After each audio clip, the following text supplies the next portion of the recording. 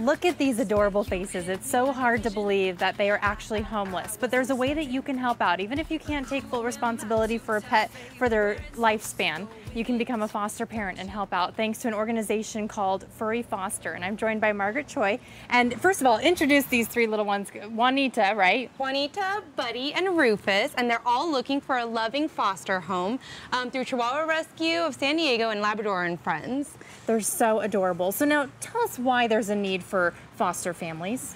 So basically, rescue organizations aren't able to take in more pets unless they have foster homes. So a lot of them don't have physical facilities, so there's really a need for more foster homes so they can rescue more pets. And so part of our mission is really to raise awareness about fostering, to create new foster homes, and also provide resources for these rescue foster programs. So if someone is thinking about doing this, what are the responsibilities that come along with being a foster parent?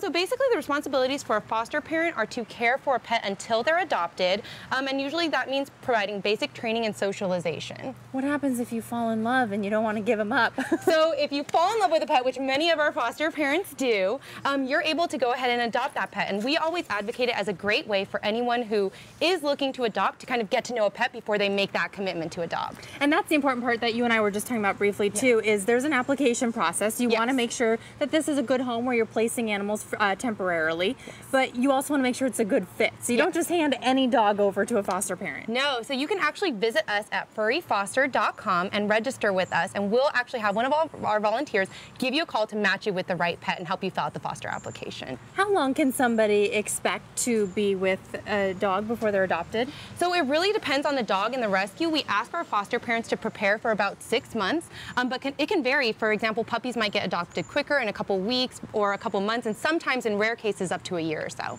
How many dogs can you take in at a time? As many as your house can fit. So the limit in San Diego is 6. So if you can take in 6, we'd love for you to take 6.